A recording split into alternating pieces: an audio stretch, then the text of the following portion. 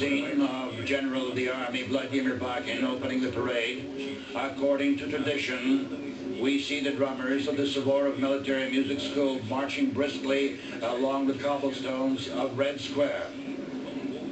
And the youngest drummer is only 14 years old.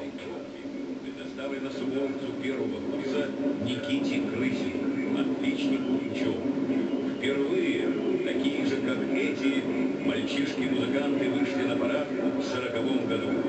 Среди выпускников училища есть народные артисты, лауреаты самых престижных музыкальных премий. Все военные дирижеры, начальники военно-оркестровых служб округов и флотов России, как правило, окончили именно это училище.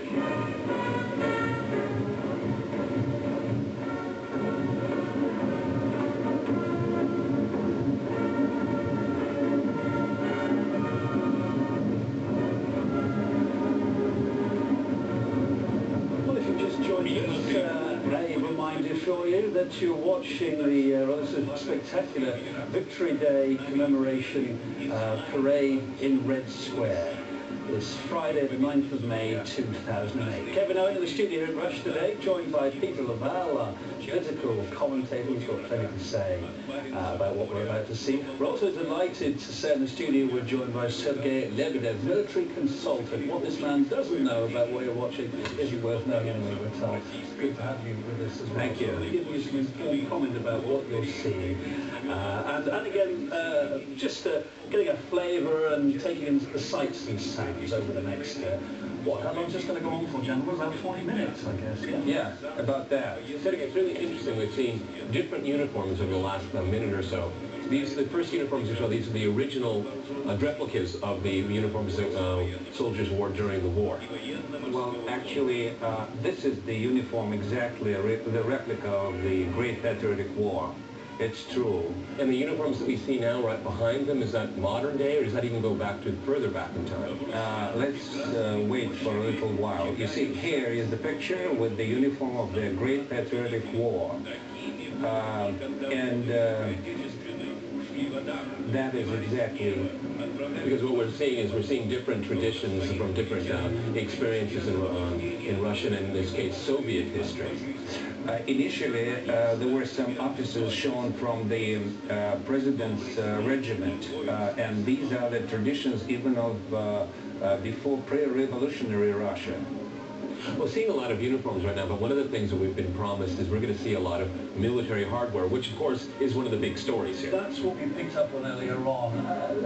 Pete, I really want to bounce this one back to you, if I may. How is this being viewed? We've heard President Vladimir Putin, before he was Prime Minister, just last week saying the parading of tanks and rockets for Victory Day is, quote, no saber rattling. But, you know, how is this going down with the rest of the world watching this? Anytime Russia does anything that's remotely related to the military, it's accused of a lot of things. Look, this is for domestic consumption more than anything else. Russia's defense spending is on par GDP with other countries, but you know, the U.S. economy is huge, and so it's spending 25 times more than Russia is. So Russia is defending its military for defense purposes only. It is not to project military power. And now that you're asking that, President Medvedev made a comment, I would say, about American foreign policy, warning against irresponsible ambitions when it comes to the military. So that was kind of a swipe. Well, I think he was thinking of a swipe there. I mean, America's global reach militarily, and Mr. President Medvedev is saying, look, this is for the protection of Russia's sovereignty, and this is what this parade's about, is this preservation of the sovereignty of the Soviet Union in 1945. Sergei, what's your take on this? Do you think it's a wise and good decision this year to have so much military hardware that we are about to see parading across the square? Well, first of all, I'd say you won't see too much of military hardware, and I believe it's important, and the nation was waiting for this type of event, because the military hardware was always part of the show. Well, up until 1990, right? And exactly. It has not been on the screen for about 18 years. Interesting, it's a military show. As you said, it is for domestic consumption. It is a spectacular show.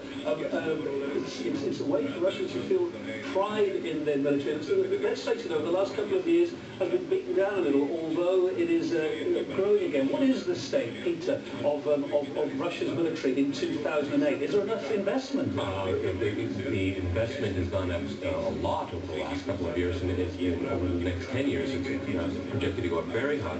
But Russia's military is in still, I would say, weak shape. It's still, again, President Medvedev said it's picking up in strength, but there's a lot of issues with corruption, getting new military hardware. That's one of the things I want to ask Sergei. We're going to see military hardware here, but a lot of the critics of this move say it's old hardware, it's from the 1980s, this is vintage stuff. Is that fair to say?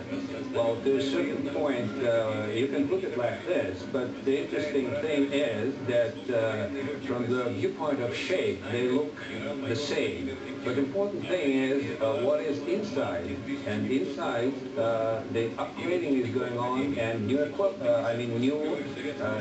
is installed inside, like radars, laser rangefinders. These vehicles can engage more targets, they can track much more enemy aircraft, and that is the state-of-the-art equipment.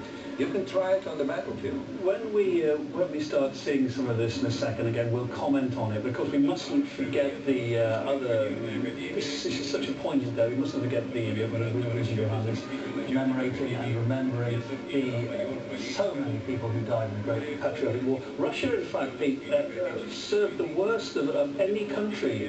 In how many people died? About 27 million people. Staggering figure, isn't it?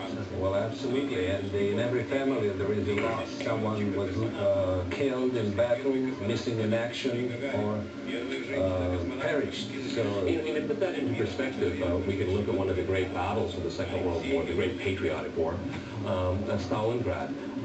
The Germans and the Soviets lost individually on both sides more than American forces died in the entire war. Just to give you that one battle.